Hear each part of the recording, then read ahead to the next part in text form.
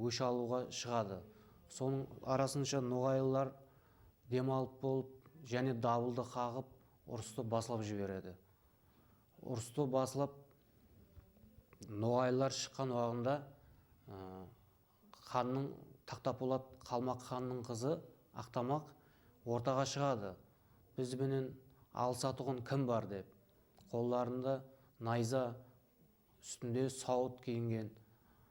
Бұл қызды көріп, ханның қызы болғандықтан Ержанай батыр қызды көріп ашық болып қалады. Дастанда ашықлық, батырдың ең сұлу ер жүрек қызды ұнатуы һәм бұндай халатлардың екі тараптың бірігуіне алып келетұғында қатарлар орын алған. Сөйтіп, Хасен ханнан рұқсат алып, бұл қызбенен мен алысайын деп, ұрыс тактикасындай, ұрыс басыланбастан бұрын бір-біріменен күресіп алады. Сөйтіп, Хасен хан қызға, сіз жау болсаңыз да меймансыз деп, ұрысты сіз басылаң. Бірақ ұрысты бұлай келісейік дейді. Найзаласпай, қылышласпай күресейік дейді. Һәм бір-біріміздің қанымызды төкпей ақ қояйық дейді. Себебі оған Ержанай ашық болып тұр еді. Қыз оған разылық береді.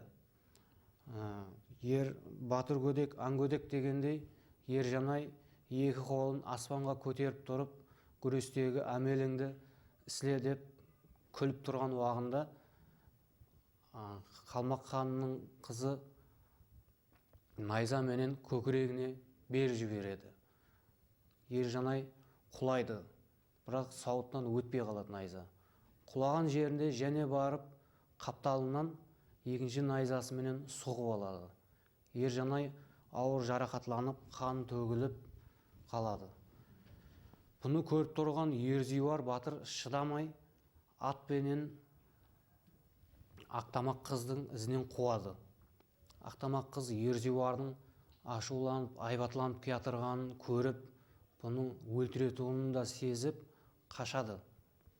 Ізінен қуып жетіп алып, Ерзиуар ханның қызын арқасынан найза соғады. Найзасы өтіп кетеді. Қыз да бұл жерде жарадар болып құлайды. Ерзиуар және барып қосымша өлтірмекші болғанында, ханның қызы Ақтамақ Ерзиуарға жылайды. Мені өлтірмей ақ қой, мені жаңағы Ержанайды ұрысқаным менен, оған мен де ашық болып қалдым дейді. Бұл жерде Ерзиуар тыңламайды. Маған да бір хилекерлік істей жақ бұл деп өлтірмекші болады. Арқасынан Ерзиуардың әкесі Хасен хан келіп тоқтатып қалады. Бұларды екеуін өлтірмей, екеуін қосып жібере қояйық. Керек болса 360 қызы менен қатынлыққа алайық бұлардың әммесін деп шарт қояды баласына.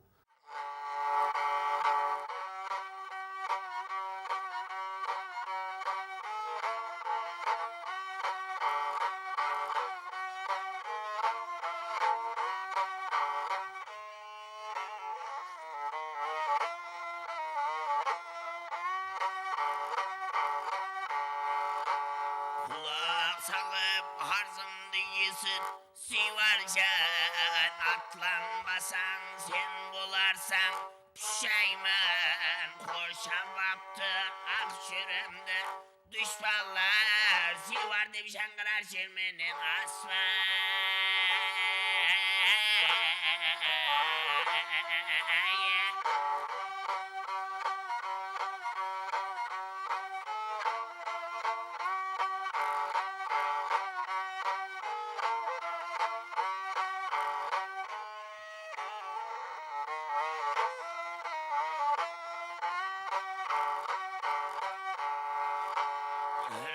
Sen yerlerin kurar Navbahan aylığa düşman tökken Uzakhan atlana gör tuva ösken Yerlerge tez barmasan karab kılar kalmaklar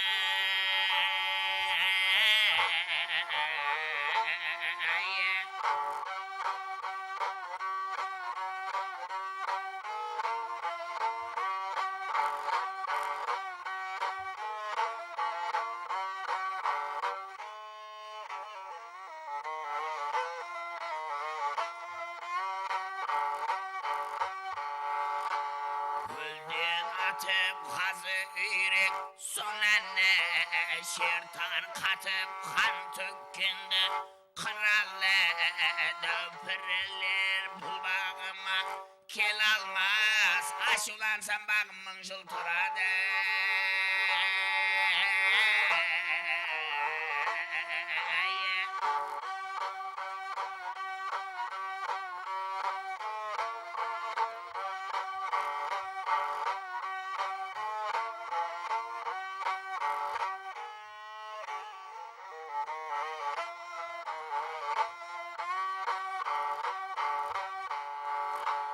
Barkar yemiz бұл бағыma сәуер яр сәл егленсең олжа болар ноғайлар сен бармасаң халқың түсер құлыққа қартайғанда ата-анаңды көріп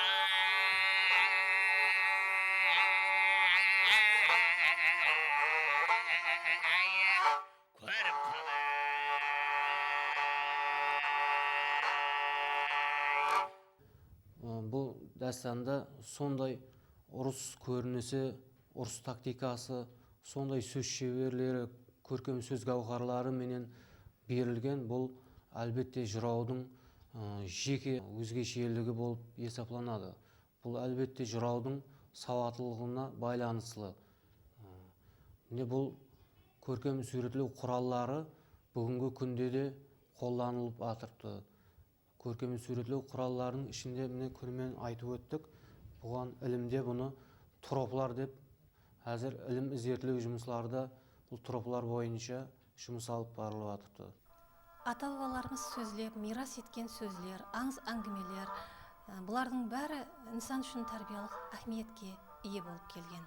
Дасталларды жыраулар, бақсылар арқылы халық тыңлаған, рухи азық болып, өмірге, жасауға, күресуге болған мәртлік сезімдерді бағышлаған. Байтерек сен өскен көне тамырдан, ділуарлығың қыл суырған қамырдан, қарақалпақтың кеуіл құсы сайраса, сөз қисыны ғазинеңнен табылған деп еліміздің сүйіклі шайыры Ибраим Юсупов тарифлегендей, халқымыз сөзге бай, ділуар халық болғанлығын мақтаныш етіп жасаймыз.